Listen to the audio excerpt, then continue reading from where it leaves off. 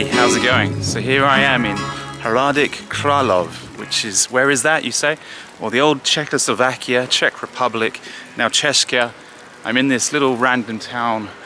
Just stopped here very briefly. I'm driving to a country that my subscribers will be very familiar with, a country that has been in the news a lot over the last 18 months, a country I probably shouldn't be going to if I was sane, but I'm heading off to Ukraine, and I've just traveled all the way from London, passed all the way to Dover, took the ferry across from Dover to Calais, Calais to Lille in France, then from Lille, where did I go? I did Lille, God, I've already forgotten. I went to Frankfurt, that's why I forgot. A video on Frankfurt will be coming, but a short one on this one. I try to go to Pilsen, you know where Pilsener Curl is in Czechia, or Czech Republic as it used to be called. Czechia is the official short name of the Czech Republic, comprised of Bohemia, Moravia and Silesia. The country is not called Bohemia or Czechoslovakia, and least of all is it called Czech. In formal speech and writing, you use Czech Republic. Everywhere else, you use Czechia.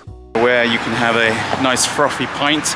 Basic style is Hladinka, a large beer with foam up to the edge, poured in one pull into a chilled, wet glass. But I ended up in some small little town last night, and now I found myself here, and I should be, by the end of today, I'll be back in my old favorite Polish city of Krakow, or Krakow, however you'd like to say it. I'm excited. Would you like to join me on that journey? Journey where in theory my route was I was supposed to be getting myself to Odesa. It's gonna be exactly like Eurotrip, only it's not gonna suck. Maybe no.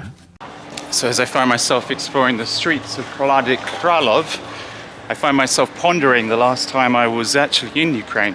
It's like you said, it was a lifetime ago. Last time was in June 2022 when I was helping supplies cross between, well, Poland and Lviv. Some of that was captured on film, much of it was not.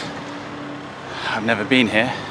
The thing that's disappointed me over the last sort of 12 to 18 months is how the conservative right have been brainwashed by a lot of the Russian propaganda, the conservative right, especially in the US.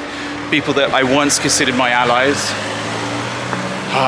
they now seem to have bought into the Russian propaganda that Ukraine shouldn't be saved. And I look at China and I look at Russia. Can we give a round of applause for Russia? Yes.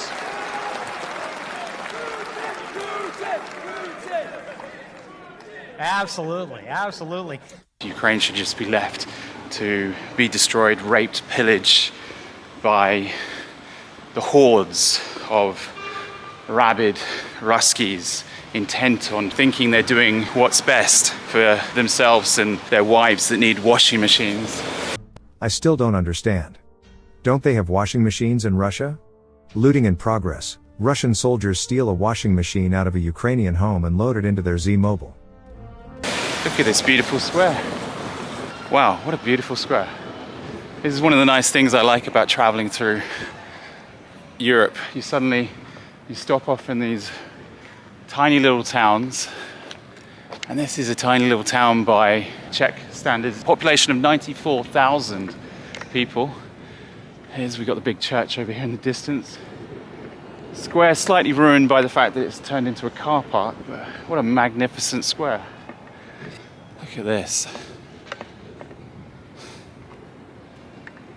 Probably should have parked my car in the square, but I parked it on the other side of the bridge, which is where the video started from.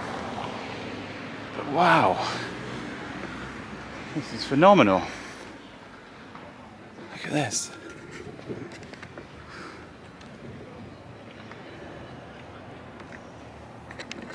Yeah, there's been a lot of people in my timeline and even some of my circles who have been sadly anti-Ukrainian, and it's a weird one. They all go, well, we shouldn't be arming them, we shouldn't be doing this. What do you propose we do? Just leave them to rot, and then Russia steamrolls its way through Ukraine, and then suddenly the next thing it wants to do is it takes in Poland, it takes in Moldova, it takes in Estonia. What would you want? Do you want it to invade Estonia and then Finland? Now Finland's joined the NATO, and then suddenly we have a nuclear war. Is that what you would like?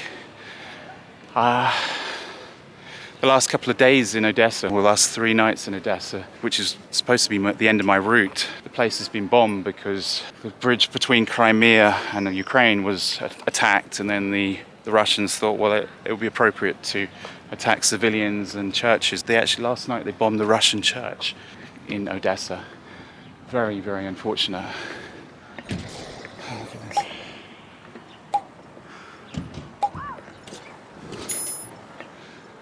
Wow.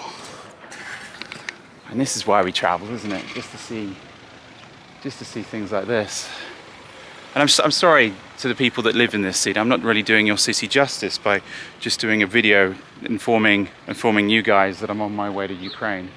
Hopefully the other videos on my channel will do it justice, and maybe hopefully I'll come back here, because I really sadly do not have time. I'm literally traveling through Europe as quickly as possible to get to Ukraine.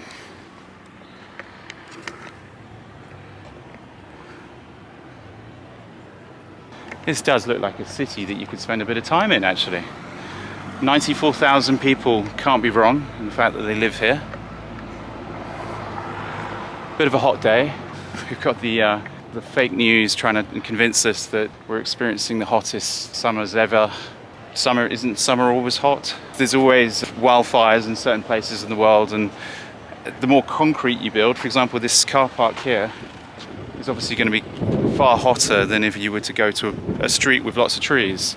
Stop concreting over everything, stop building ridiculous amounts of houses, and then suddenly we might be onto something. They're cutting down jungles to breed hamburgers, turning the whole world into a car park. But wow. Anyway, that was my little quick update. My moan, my groan. Watch me as I join the Ukrainians and try to help them on a brief journey into Ukraine, and let's pray for an end of this war.